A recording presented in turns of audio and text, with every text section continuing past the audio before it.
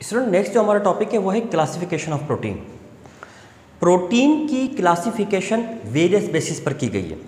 Protein को classify किया गया है on the basis of their function, यानी फंक्शन के एतबार से प्रोटीन कौन कौन से हैं जो फंक्शन परफॉर्म करते हैं उसके एतबार से।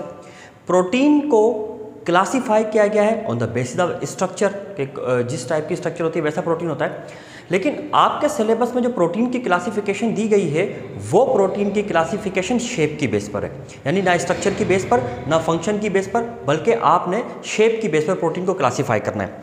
On the basis of shape protein is classified into two categories. Number 1 fibrous protein, number 2 globular protein. Fibrous protein and globular protein, ये शेप के एतबार से प्रोटीन दो टाइप के होते हैं। अब हम दोनों को डिस्कस करते हैं कि फाइब्रस प्रोटीन कौन से होते हैं, ग्लोबुलर प्रोटीन कौन से होते हैं। देखिए सबसे पहले एक बात याद रखें, प्रोटीन जब कोई भी सिंथेसाइज होता है तो अमाइनो एसिड अपने आप को एक सीक्वेंस में अरेंज करते हैं और this sequence is called linear sequence, यानी एक लाइन से अमाइनो एसिड अपने आप को अरेंज करते हैं and this is called linear sequence, मतलब एक लाइन से अरेंज करते हैं। जब ये एक सीक्वेंस में अपने आप को अरेंज कर लेते हैं तो उसके बाद पोस्ट ट्रांसलेशनल मॉडिफिकेशन होती है। पोस्ट ट्रांसलेशनल मॉडिफिकेशन कब होती है? जब हम ये गोल्जी कॉम्प्लेक्स या गोल्जी बॉडीज़ का टॉपिक डिस्कस करेंगे तो उसमें देखेंगे पोस्ट ट्रांसलेशनल मॉडिफिकेशंस क्या होती हैं।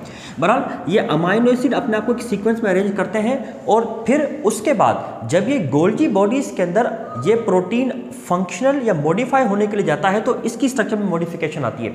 और मॉडिफिकेशन कैसे आती है कि या तो ये पूरा का पूरा अमाइनो एसिड का सीक्वेंस इस तरीके से फाइब्रस हो जाता है, यानी इसी तरीके से स्पाइरली कॉइल होना शुरू कर देता है और स्पाइरल कॉइलिंग में ये अमाइनो एसिड अपने आप को इस तरीके से स्पाइरली कॉइल्ड तरीके से अरेंज कर लेते हैं।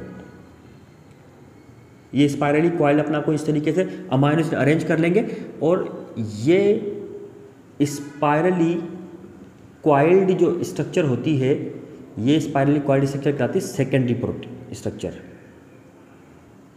सेकेंडरी स्ट्रक्चर कहलाती है और this secondary structure is known as fibrous protein. तो फाइब्रस प्रोटीन जो होता है ये सेकेंडरी स्ट्रक्चर का होता है और सेकेंडरी स्ट्रक्चर का मतलब कैसे होता है कि जब अमाइनो एसिड अपने आप को स्पाइरली कॉइल्ड फॉर्म में अरेंज करना शुरू कर दें, ये सेकेंडरी स्ट्रक्चर कहलाती है।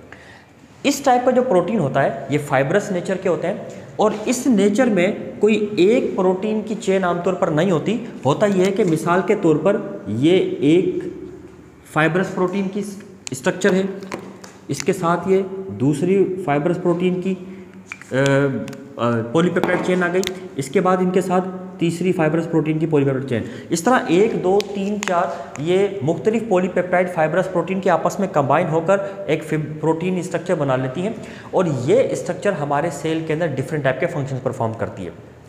सबसे इंपॉर्टेंट बात जो इस फाइब्रस प्रोटीन की है वो ये कि ये वाटर सॉल्युबल भी नहीं होते, आप इनको क्रिस्टलाइज भी नहीं कर सकते और इसके साथ साथ ये इलास्टिक नेचर के होते हैं। ये आपकी सेल की शेप को मेंटेन रखने में और उसकी स्ट्रक्चर की फॉर्मेशन में ये सबसे अहम प्रोटीन साबित होते हैं। इसके बाद हमारे जो नेक्स्ट प्रोटीन की क्लास है वो है ग्लोबुलर प्रोटीन। अच्छा, ग्लोबुलर प्रोटीन किसे कहते हैं कि फॉर सपोज ये वाला प्रोटीन हो, कौन सा? सेकेंडरी स्ट्रक्चर वाला, जो कि स्पाइरली कॉइल्ड प्रोटीन होता है जिसमें अमाइनो एसिड स्पाइरली कॉइल्ड होते हैं और यही प्रोटीन 3 डायमेंशनल फोल्ड्स और सुपर फोल्ड्स में इस तरीके से अरेंज हो जाए, this structure is called globular protein. यानी जब ये सेकेंडरी जो स्ट्रक्चर है ये 3 डायमेंशनल फोल्ड और सुपर फोल्ड में अपने आप को अरेंज करना शुरू कर दे तो रिजल्टेंट जो प्रोटीन बनता है वो ग्लोबुलर प्रोटीन कहलाता है।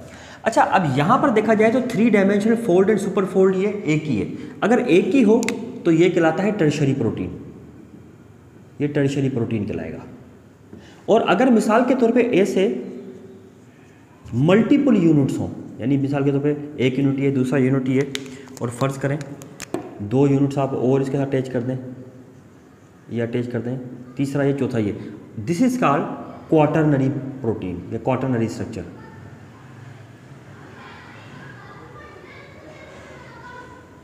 ये क्वाटरनरी स्ट्रक्चर कहलाएगा। चाहे टर्शरी हो या क्वाटरनरी स्ट्रक्चर प्रोटीन हो, ये दोनों के दोनों ग्लोबुलर प्रोटीन कहलाते हैं। तो ग्लोबुलर प्रोटीन क्या होता है, जब ये फाइबरस प्रोटीन या जो स्पाइरली कॉइल प्रोटीन होता है अपने आप को 3 डायमेंशनल फोल्ड और सुपर फोल्ड में अरेंज कर ले तो ग्लोबुलर प्रोटीन कहलाता है। और अगर ये सिर्फ एक ही यूनिट है तो ये टर्शियरी प्रोटीन कहलाएगा, और अगर मल्टीपल यूनिट्स हैं तो फिर ये क्वाटरनरी प्रोटीन कहलाता है। ये जो प्रोटीन होता है ये सॉल्युबल है, लेकिन वाटर सॉल्युबल नहीं होता। ये प्रोटीन सॉल्युबल होता है कोई एक एक्वस सॉल्यूशन बनाए, चाहे वो एक्वस सॉल्यूशन साल्ट का बने, एसिड का बने, बेस का बने, एक सॉल्यूशन बनाए, उस सॉल्यूशन के अंदर तो ये सॉल्युबल है, लेकिन प्योरली वाटर के अंदर सॉल्युबल ये नहीं होता। इसके अलावा दे कैन बी क्रिस्टलाइज, इनको आप क्रिस्टलाइज कर सकते हैं। हमारे बॉडी के अंदर जो प्रोटीन ये फंक्शन परफॉर्म करता है, यानी ग्लोबुलर प्रोटीन के तौर पर हमारे अंदर मौजूद है, हमारे एंजाइम्स सारे ग्लोबुलर प्रोटीन है, हमारी एंटीबॉडी सारी ग्लोबुलर प्रोटीन है, हमारे हार्मोन्स सब जो है और जो कि प्रोटीन नेचर के हैं वो ग्लोबुलर प्रोटीन होते हैं।